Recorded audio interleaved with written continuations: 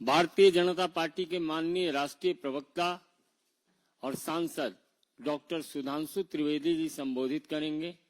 मेरा विनम्र निवेदन है माननीय सुधांशु जी से कि आपको संबोधित करें। मित्रों, संसद का सत्र चल रहा है और इस संसद के सत्र में इंडी गठबंधन का बिखराव और संविधान के प्रति उनका दुराव ये देश की जनता को बहुत साफ और स्पष्ट दिखाई पड़ रहा है। कल राज्यसभा में नियम 267 के तहत अर्थात सभी कार्य रोककर कोई मुद्दा डिस्कस किया जाए, इसके तहत 42 नोटिस आए थे और महत्वपूर्ण बात यह है कि 9 अलग अलग विषयों के लिए आए थे। इंडी गठबंधन के किसी भी दल ने, किसी 2 दलों ने एक विषय के लिए नहीं दिया था, जबकि बहुत बात समझी जा सकती है। फर्स्ट एंड फॉरमोस्ट एक ही विषय हो सकता है। यह स्पष्ट था कि कांग्रेस पार्टी जो अपना एजेंडा लेके चल रही थी, इंडी गठबंधन के बाकी दलों ने अपनी राह खुद तय कर ली। सदन के पटल पर सहयोगी दलों की साथ में लेने की असफलता के बाद आज राहुल गांधी जी उस विवशता में एक रस्म अदायगी करने के लिए उत्तर प्रदेश के संवेदनशील इस समय जो क्षेत्र है वहां संभल में जाने का प्रयास करते नजर आए। यहां मैं कहना चाहूंगा कि समाजवादी पार्टी के वरिष्ठ नेता प्रोफेसर राम गोपाल यादव जी ने यह कहा है कि कांग्रेस औपचारिकता निभा रही है। मैं उनके बयान में को थोड़ा अलग रूप में कहना चाहूंगा कि कांग्रेस औपचारिकता नहीं, विवशता निभा रही है। और इससे बहुत स्पष्ट है, और विवशता इसलिए है कि इस मुद्दे पर न कांग्रेस के किसी नेता ने कभी कुछ बोला, न लिखा, न कुछ किया, और आज अचानक ऐसा प्रतीत होता है कि सिर्फ मीडिया आकर्षण पाने के लिए उन्होंने इंडी गठबंधन को साथ न रख पाने की छटपटाहट में यह कार्य किया है। और यहां पर दोनों पार्टियों के बीच में देखिए कितना बेहतरीन द्वंद्व चल रहा है कि जहां समाजवादी पार्टी ने जब अपना विषय ही चेंज कर दिया तो कांग्रेस पार्टी को मजबूरन उसी दिशा में जाना पड़ा।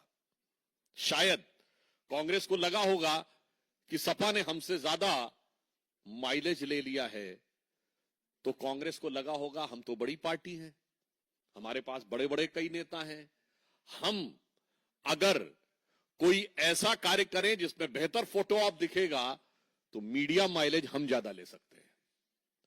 तो इसलिए यह प्रतीत होता है कि दोनों पार्टियों के बीच हो रही अपने कोर वोट बैंक की प्रतिस्पर्धा से प्रेरित यह प्रयास है।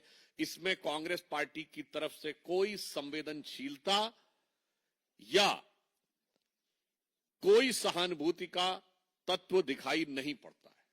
और यह बात मैं इस आधार पर कहता हूं, श्री राहुल गांधी जी, आप नेता प्रतिपक्ष हैं। अगर नेता प्रतिपक्ष हैं तो देश में कहीं भी हुई घटना के ऊपर आपका नजरिया निष्पक्ष होना चाहिए, पक्षपाती नहीं होना चाहिए।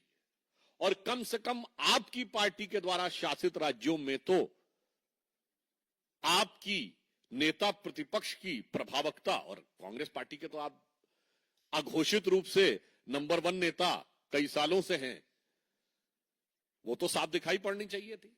परंतु हम पूछना चाहेंगे कि इंडी गठबंधन के शासित राज्यों में 18 जून 2024 को तमिलनाडु में अवैध शराब की त्रासदी में जो हृदय विदारक कांड हुआ था, क्या राहुल गांधी जी वहां पर गए थे?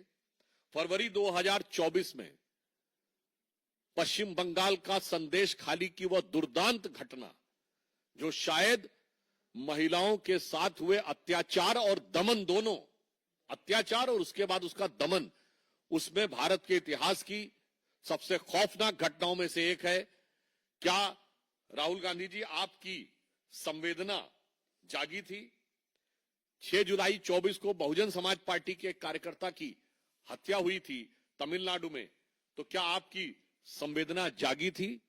हिमाचल में आपकी सरकार है, 2023 में वहां प्राकृतिक आपदा आई, क्या आपकी संवेदना जागी थी और आप वहां लोगों से मिलने गए थे?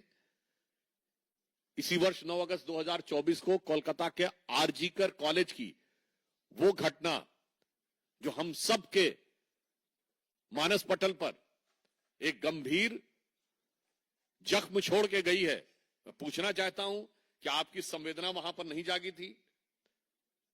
महाराष्ट्र के परिणाम आ गए, नई सरकार का गठन होने जा रहा, पर 2020 की पालघर की मॉब लिंचिंग, उसके बारे में तो कोई एक शब्द तक नहीं सुनाई पड़ा था।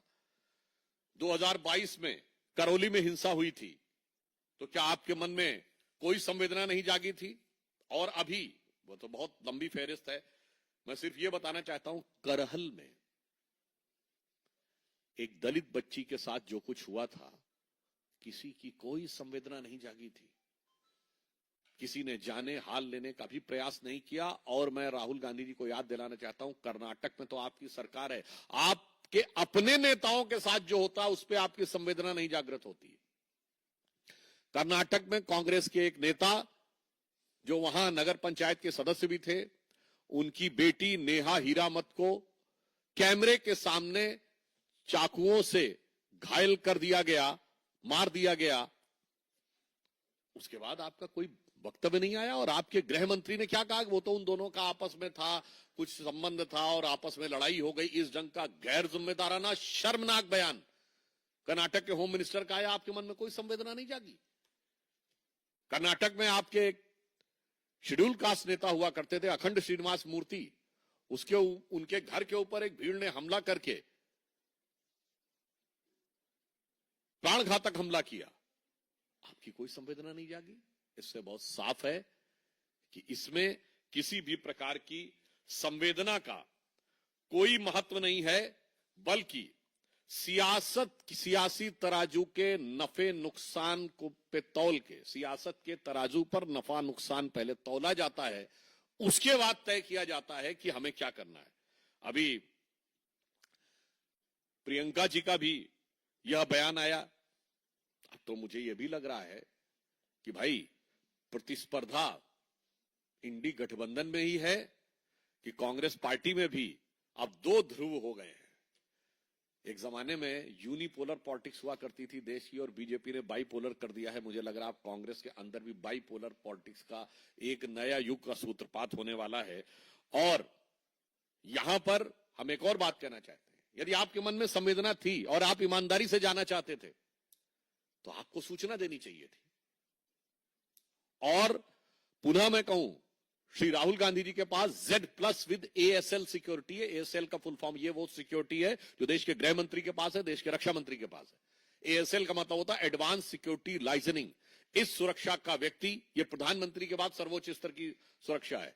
इस प्रकार की सुरक्षा के व्यक्ति को जहां जाना होता है, एडवांस में वो प्रोग्राम बताया जाता है, एडवांस में वहां पर पुलिस की टीम पहुंचती है और उस जगह को सैनिटाइज करती है और उसके बाद क्लियरेंस देती है। तो ना तो आपके दिल की भावना थी जाने की, और ना आपने औपचारिक रूप से जो आपका दायित्व और सुरक्षा, उन दोनों के हिसाब से भी आपने जाने की मंशा नहीं की, एक रस्म अदायगी की और उसके उपरांत लौटकर आ गए। तो मुझे लगता है कि कांग्रेस पार्टी का ये जो सो कॉल्ड यात्रा थी, ये इंडी गठबंधन की आपसी प्रतिस्पर्धा के भाव से अधिक प्रेरित थी, जो इंडी गठबंधन के भिन्न भिन्न दलों में अपने उस कोर वोटर को अपने कब्जे में रखने की छटपटाहट से प्रेरित है। वो मूल वोट जिस कारण से इंडी गठबंधन एक हुआ है, उस पे कब्जे की ये छटपटाहट है। इसमें जनता के लिए संवेदना कहीं दिखाई नहीं पड़ती। दूसरा विषय, मैं एक महत्वपूर्ण और गंभीर विषय कहना चाहूंगा कि पंजाब में जब से आम आदमी पार्टी की सरकार आई है, आर्थिक स्थिति खस्ताहाल होती चली जा रही है और वहां पर अपराध और कानून की स्थिति निरंतर समस्याजनक होती जा रही है। आने के साथ ही हत्याओं का सिलसिला और अपराधियों के हौसले बढ़ने का जो सिलसिला शुरू हुआ, जो शायद मैं सिर्फ 2 घटनाओं का उल्लेख करता हूं जो कभी किसी भी दौर में पंजाब में नहीं हुआ, कि पुलिस के एक ऑफिस के ऊपर हमला करके लोगों को छुड़वा लिया जाए, ये आम आदमी पार्टी की सरकार के बीच में हुआ। और आज पवित्र स्वर्ण मंदिर के द्वार के ऊपर गोली चलना और एक पूर्व मुख्यमंत्री और पार्टी के अध्यक्ष रहे उनके ऊपर हमले का प्रयास दर्शाता है कि पंजाब में स्थिति किस सीमा तक पहुंच गई है। और इसका मुख्य कारण यह है कि आम आदमी पार्टी में एक अंदरूनी खींचतान चल रही है। पंजाब की सरकार ये ऐसा मीडिया में जो जानकारी और जो जन सामान्य में जानकारी है, इस कारण से दिल्ली के एक प्रकार से अभी भी जो एक्चुअल मुख्यमंत्री कहे जाते हैं, नॉन ऑफिशियल, क्योंकि राहुल गांधी जी ने कहा था वो नॉन ऑफिशियल एमपी हैं और यहां नॉन ऑफिशियल सीएम है। और जो ऑफिशियल सीएम है, अब पता नहीं उनके बीच में क्या है, मुझे लग रहा है इसलिए उनका ध्यान वहां शासन प्रशासन पे नहीं है बल्कि आपसी खींचातानी में है। और इस कारण से पंजाब की जनता को इस दुख और कष्ट का सामना करना पड़ रहा है। और इस दरमियान पंजाब में आर्थिक स्थिति क्या हो रही है, मैं आप लोगों को यह बताना चाहूंगा कि पंजाब में 2021-22 में 23,000 कुछ करोड़ रुपए का इन्वेस्टमेंट आया था, जो पिछले साल 3,400 कुछ करोड़ रुपए का जो बिजनेस का इन्वेस्टमेंट आया है। एक मीडिया में प्रकाशित खबर के अनुसार 80% से अधिक की गिरावट आई है। तो एक तरफ वहां आर्थिक निवेश में गिरावट आ रही है और दूसरी तरफ कानून व्यवस्था में गिरावट आ रही है। और आज पवित्र स्वर्ण मंदिर पे हुई घटना हर देशवासी के लिए, हर देशभक्त के लिए निश्चित रूप से बहुत झकझोर देने वाली है और इसका जवाब पंजाब सरकार को देना होगा। धन्यवाद। कोई प्रश्न हो तो पवन टीवी 18।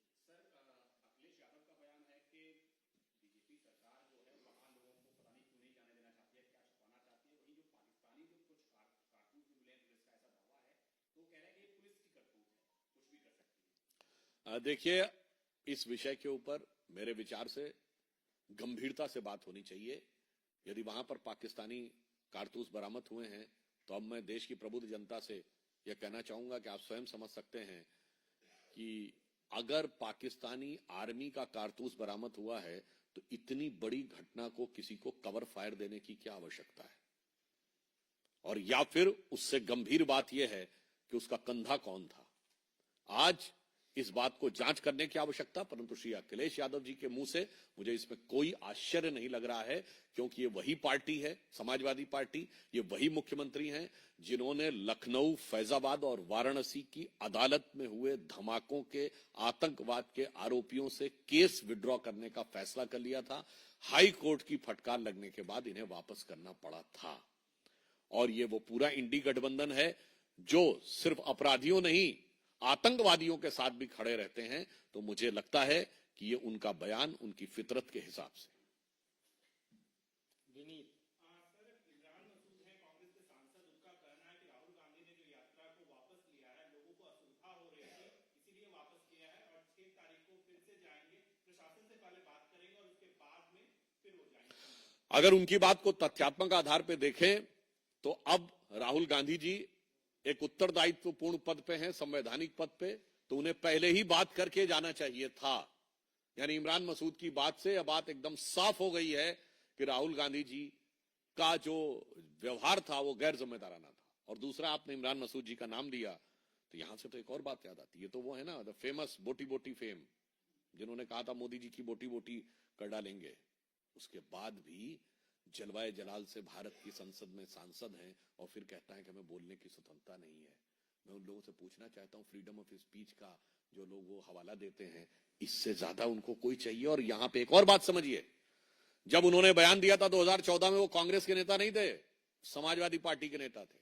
और ये मैं कह रहा हूं, कोई जाके चेक कर ले, जिस दिन बयान दिया अगले दिन राहुल गांधी उनको उनके पक्ष में प्रचार करने गए, जबकि वो सपा के नेता थे।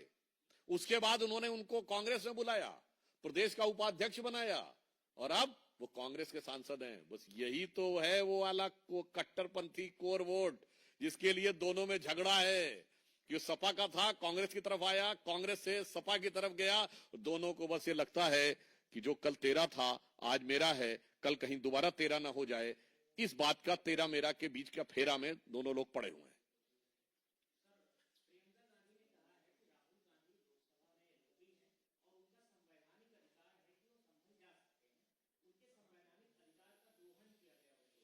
देखिए, यदि आप नेता प्रतिपक्ष हैं तो संवैधानिक अधिकार के साथ साथ संवैधानिक दायित्व भी होता है।